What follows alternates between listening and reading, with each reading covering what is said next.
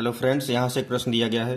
50 को ऐसे दो भागों में बांटा जाता है कि उनके व्युत्क्रमों का योग 1/12 है।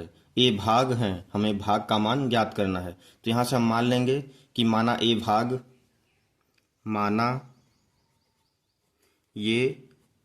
भाग, पहला भाग क्या हो जाएगा, यक्स, तथा दूसरा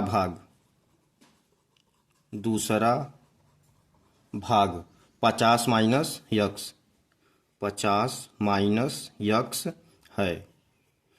क्योंकि हम यक्स और 50 माइनस यक्स जोड़ेंगे तो क्या आ जाएगा, 50 ही आ जाएगा। तो यहाँ से हम पहला भाग हो जाएगा यक्स, दूसरा भाग हो जाएगा 50 माइनस यक्स।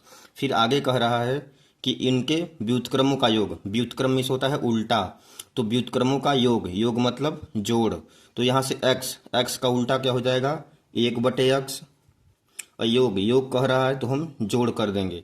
फिर यहाँ से कह रहा है कि दूसरे भाग का उल्टा करेंगे तो 50 माइनस एक्स का उल्टा क्या हो जाएगा, 1/50 माइनस यक्स, 1/50 माइनस यक्स। यहाँ से बराबर योग क्या कह रहा है, 1/12 है।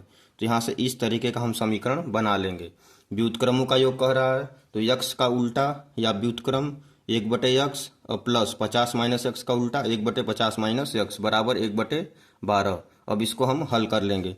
तो यहाँ से यक्स और 50 माइनस एक्स का एलसीएम लेंगे। तो यहाँ से एलसीएम आ जाएगा x 50 minus x.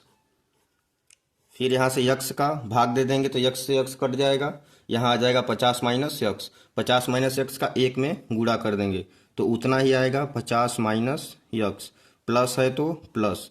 50 minus x का भाग देंगे तो इसमें 50 माइनस एक्स कट जाएगा, बचेगा यक्स। यक्स का एक में गुणा कर देंगे तो यक्स एक का यक्स बराबर 1/12। फिर यहाँ से यक्स माइनस है और यक्स प्लस है तो ये कैंसिल हो जाएगा। यहाँ ऊपर आ जाएगा 50 और बटे यक्स 50 माइनस यक्स बराबर 1/12।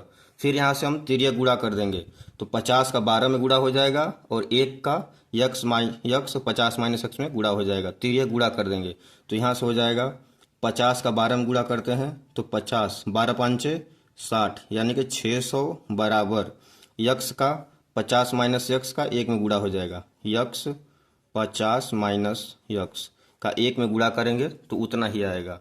फिर यहाँ से 600 बराबर यक्स का 50 में गुणा करेंगे तो 50 यक्स, और यक्स का माइनस एक्स में गुणा करेंगे तो यक्स का यक्स में गुणा यक्स स्क्वायर, यानी कि यहाँ से ये आ जाएगा 600 बराबर 50 यक्स माइनस एक्स स्क्वायर। फिर यहाँ से हम पक्षांतर कर लेते हैं तो माइनस एक्स स्क्वायर है तो इधर आएगा तो यक्स स्क्वायर, और प्लस 50 एक्स है तो यहाँ से आ जाएगा माइनस 50 एक्स, और 600 है तो प्लस 600 बराबर 0।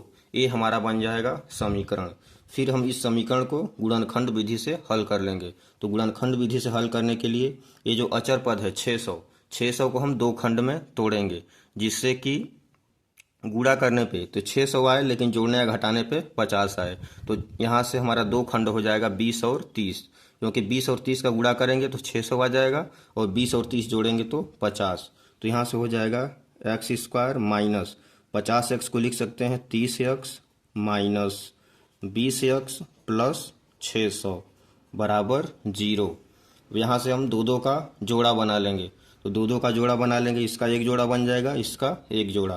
तो यहाँ से कॉमन क्या ले सकते हैं, यक्स। तो यहाँ बचेगा यक्स माइनस 30, और यहाँ से हम कॉमन ले सकते हैं माइनस 20। तो यहाँ बचेगा यक्स माइनस 30 बराबर 0। फिर यहाँ से x माइनस 30 यहाँ भी है, x माइनस 30 यहाँ भी है, तो x माइनस 30 कॉमन ले लेंगे तो यहाँ बचेगा x माइनस 20 बराबर 0। अब यहाँ से हम बारी बारी से क्या करेंगे, 0 ले लेंगे।